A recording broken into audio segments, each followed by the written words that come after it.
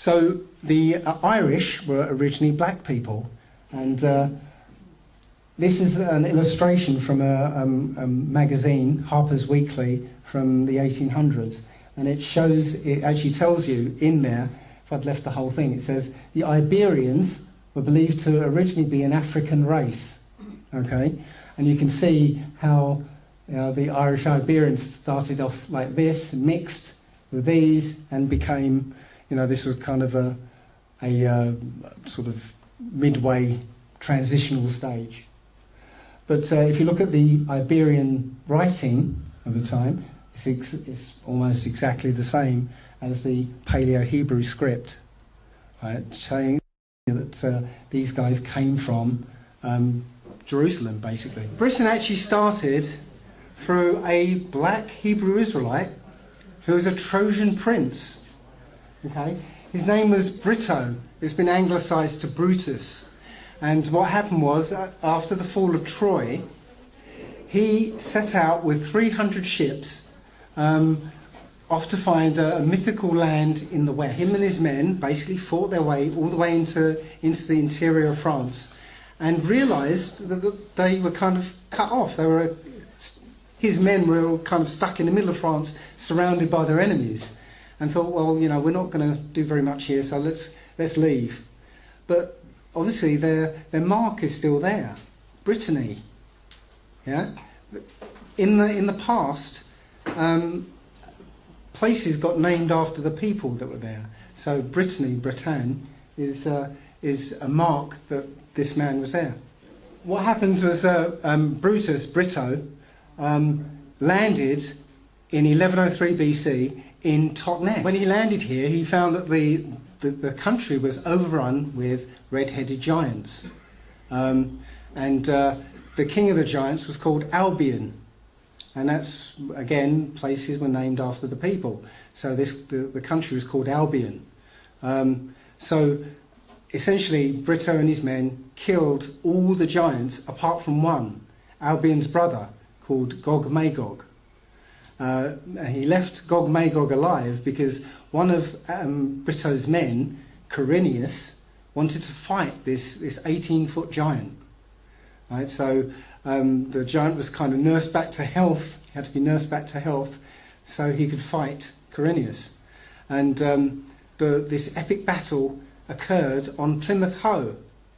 And what happened was Quirinius ended up throwing Gog-Magog over the cliff onto the rocks. And the place was called Lam Go Mago, which means Giant's Leap. Okay, but now it's called Plymouth Hoe. So Britannia was named after Brito or Brutus.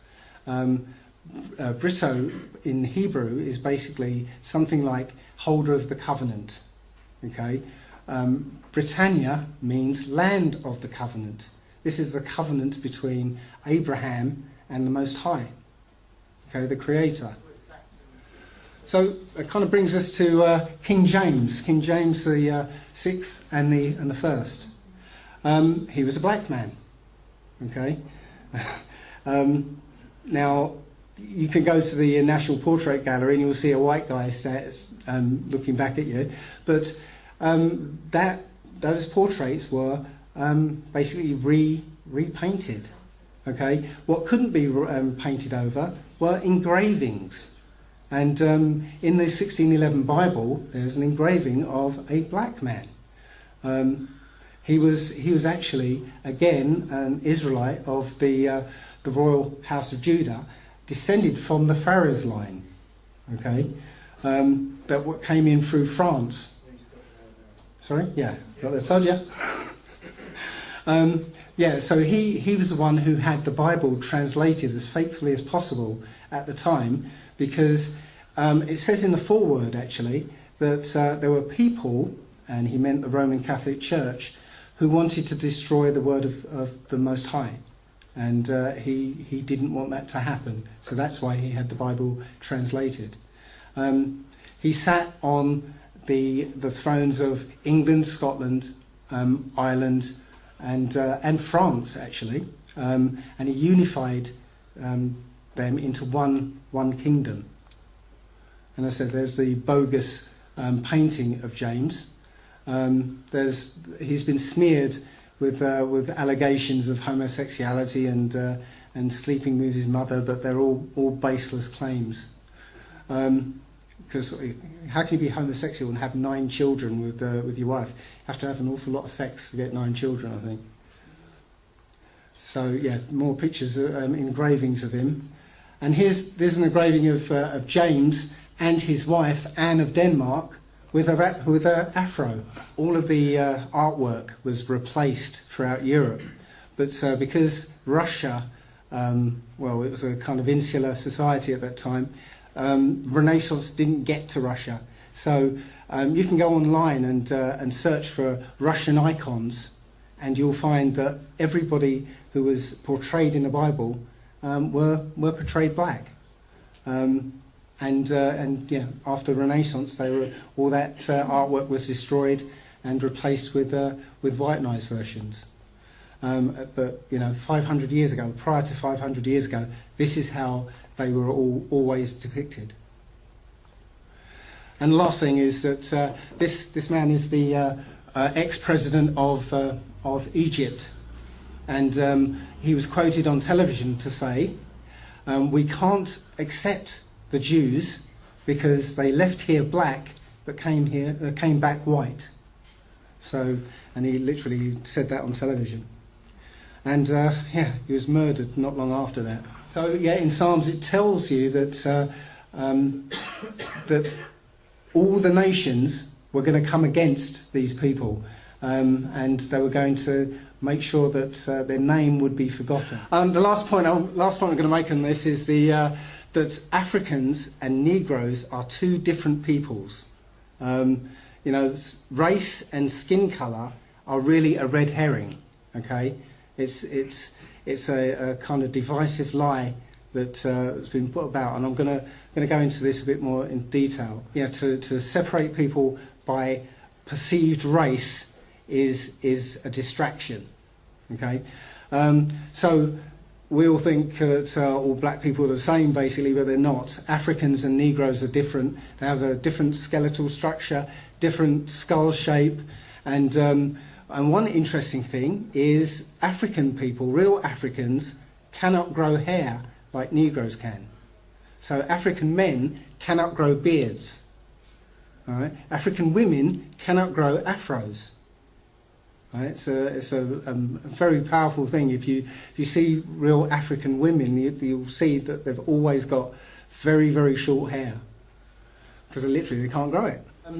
When the Europeans came to get slaves, not a single African went into slavery. What happened was the slavers came for the Judeans, the Negroes, and it was the Africans who actually sold them into slavery. It was the Arabs and the Africans who sold them into slavery. Right? They didn't sell themselves into slavery. It was the Africans were selling the outsiders, the ones who came in and were actually prospering in the wilderness of their land. So that dispels that myth that Africans were selling each other into slavery. So on a similar note, who were the Spartans? In one of the books that were left out of the Bible, the Maccabees, it tells you that the Spartans were brethren of the Jews there, the Judites there. There's a letter to the Lacedaemonians, as they were called, saying, "Look, we're brothers. Let's make a pact. Let's join together." So it tells you right there that the Spartans were actually black people as well. So that film should have had Denzel Washington playing the guy. So yeah. So, and who were the Trojans? Well, this was quite amazing for me, because I just happened to be reading the Iliad at one point, and I was researching this. And as I was looking at the genealogy chart in the 1611 Bible, the names started to match up with what I was reading in the Iliad. So one of the sons, the great-great-grandsons of Judah, was a guy called Dada. And again, it's in the Iliad that Dada, or Dardanus, was the father of Erichthonius, who was the father of King Tros, who founded Troy. So again, the Israelites were the Trojans. So the Trojans were black too. Slaves also came from Europe. And this is the evidence of it. Obviously, evidence of this kind is kind of scant. You can't find very much around. But every now and again you find some bit of writing that gives you clues. This is from Benjamin Franklin, 1751. And he says, why should Pennsylvania, founded by the English, become a colony of aliens who will shortly be so numerous as to Germanize us instead of us Anglifying them, and will never adopt our language or customs any more than they can acquire our complexion? Okay, saying that they weren't black people. Says, which leads me to add one remark: the number of purely white people in the world is proportionably very small. All of Africa is black or tawny, brown. Asia, chiefly tawny. America, exclusive of the newcomers, wholly so. And in Europe, the Spaniards, Italians, French, Russians and Swedes are generally of what we call a swarthy complexion. Swarthy means black. As are the Germans also. Okay, so he underlines the point: why increase the sons of Africa by planting them in America? So literally, the Germans and most Europeans at that time, 1751, were black people. Yeah, history has been rewritten.